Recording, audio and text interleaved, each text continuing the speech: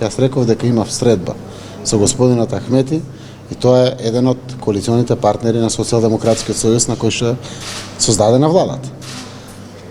Ред е, како мандатор, да ги презентирам пред коалиционите партнери увидените слабости за одредени личности, функционери, кои што имам намера да бидат отстранети. Штом ќе ги донесам одлуките, ќе бидат јавно соопштени.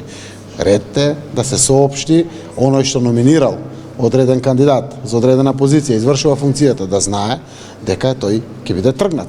Како што од мојата политичка партија, како што независни луѓе кои што учествуваат во извршната власт ќе бидат тргнати заради причините кои што порано ги зборував, тоа е тоа. Значи не е во ред насловот да се фингира, од самиот наслов да се влечат поенти и на крајот да се индуцира дека тоа го кажал премиерот.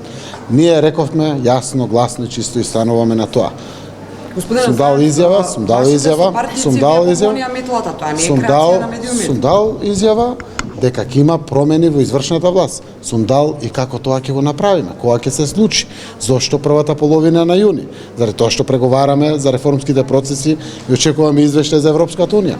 Јавно сум ги кажал. Зашто дека веднаш ќе се фатите за метлата?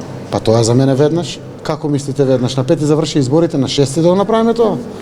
Па ова не е анархија, ниту е режим. Имаме демократска процедура која што треба да биде спроведена. Дури мандаторот предлага до собрание. Собранието бира и разрешува. Владата е таа која што променува директори. Например, никаде никој не е со апсолутна власт. Демократска држава. Постапките течат, со самите постапки се што ќе биде одлучено веднаш ќе биде соопштено на јавност. Денеска има конкретна изјава од Артан Груби дека за нив е поважен ветингот отколку реконструкцијата и дека тие одговараат само пред Али Ахмети. Значи, сите коалициони партнери си имаме право да даваме своји коментари или не. На крајот ние сме партиципанти во нешто кое што го крепи парламентарно мнозинство.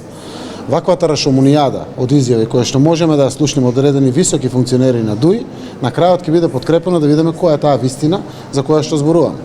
Јас сум мандатор. Тие може да гласат во парламентот или не. Кога ќе дадам предлозите за промени во парламентот, Артан Груби е пратеник во парламентот.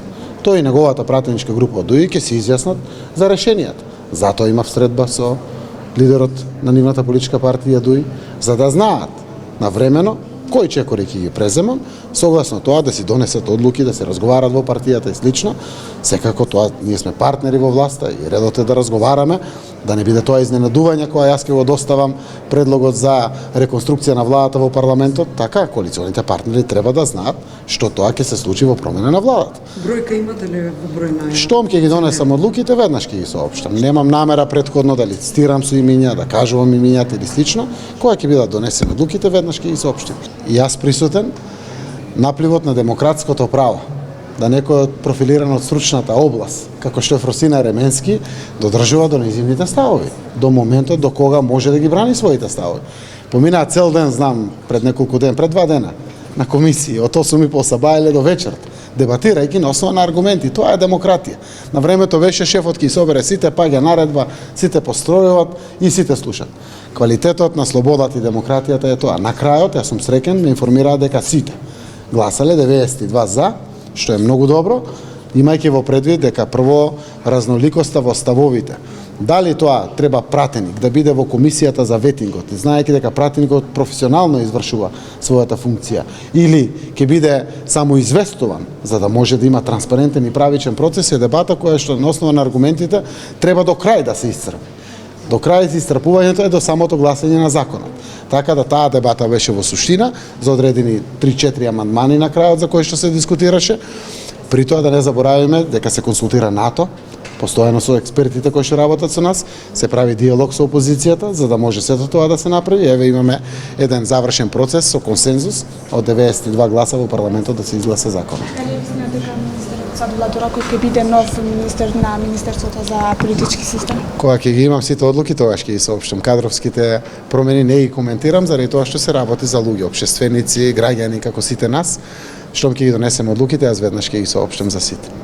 Во меѓувреме, дали за вас се допирливи воопшто функционерите на ДУИ, бидејќи тие во континуитет излегуваат со изјави дека само нивниот лидер може да одлучи за нив, што во јавноста се добива впечаток дека вие не можете да разрешите никого од нив, можете само да реагирате за оние кои се од вашата партија?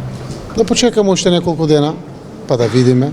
Значи, јас ги почитувам сите луѓе. Почитувам и опонентите. Сите.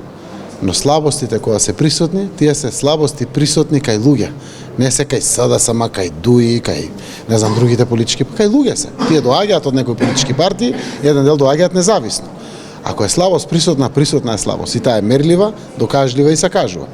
Ке дојде времето, ќе видиме дека буквално ќе бидат офатени од сите политички субјекти заради слабости. И тоа е многу логично и многу нормално и многу здраво да не дозволиме ваквата дебата да остави впечаток дека партиите се посилни од државата. Не, партиите постојат заради државата. Секако низ институциите на системот. Го гледате, премиерот е мандатор за одреден министер, премиерот не може сам никој да разреши.